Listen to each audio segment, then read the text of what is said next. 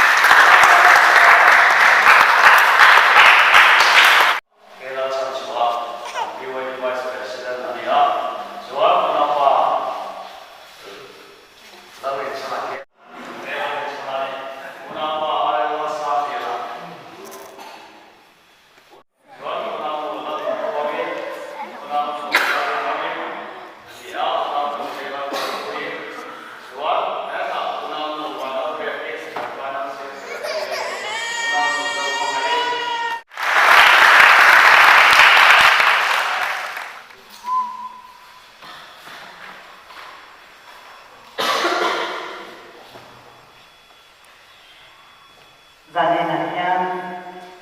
là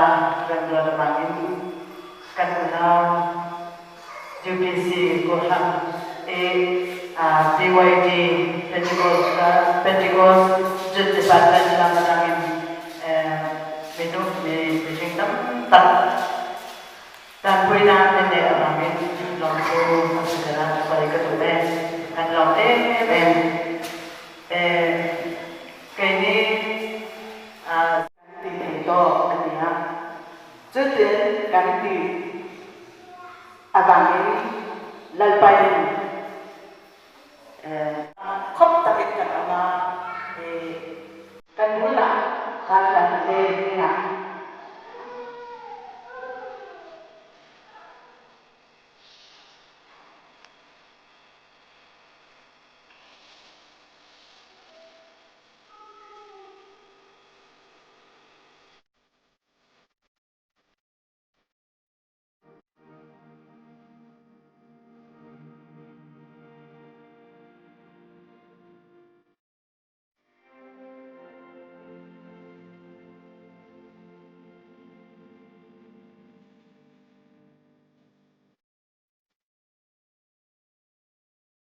kami DYG hầu thì thọ đăng và chia lan ba để đồng hồ đăng giáo cả cái lan ba để thằng nó sẽ để ta xoay cái đó giáo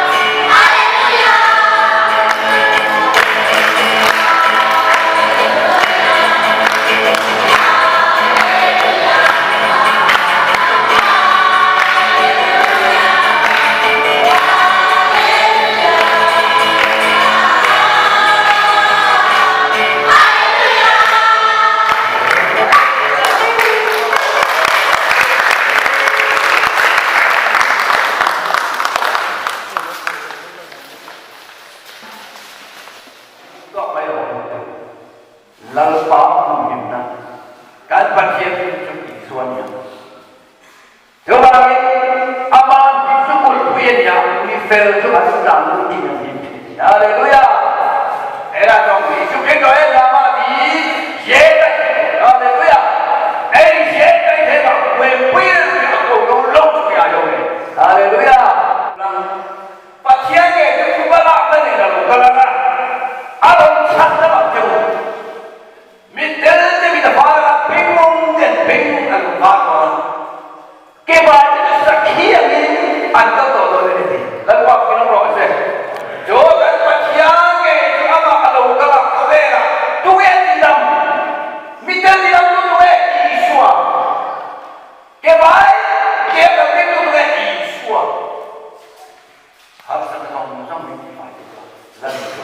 할렐루야. 나니 수학까지 미안해. 아멘. 예수 그리스도만 마차도 저노룩 하나로 있으나 시소대 우리 있지 않았지. 누가 돼?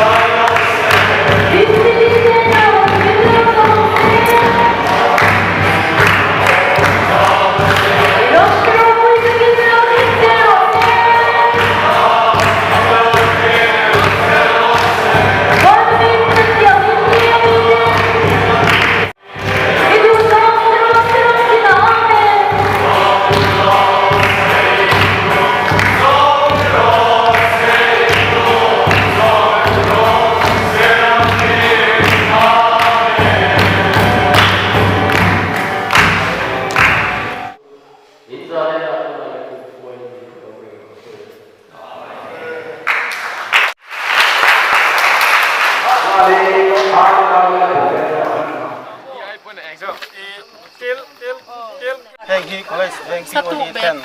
kan han thok kom ya la nang ni ta na thayam to kin kan han thok kom ya sana hen kan han kan don ken khop ka hi kal pai suap nin ka don na cheu beng le le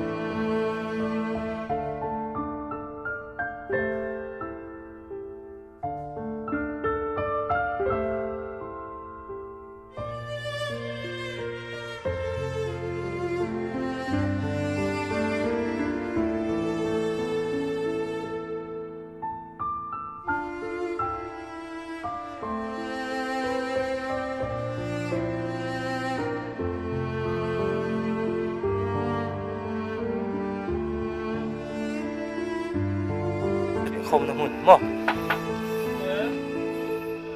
mua đồ vô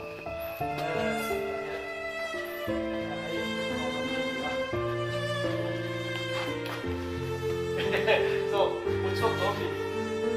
cái đó nó hot nó bị cái chú sắp sắp cái chú cái gì à chú cái cái gì đó chung của tết tên ăn riêng cái này ăn à thằng mặc bom bốc à yên rát cản tê rệp không cái này chú cái bộ cái kiến định về hậu chú thì mình ăn về ra bên thì về cái mỏ yên là riêng với em thôi đi xong bắt đầu cái mỏ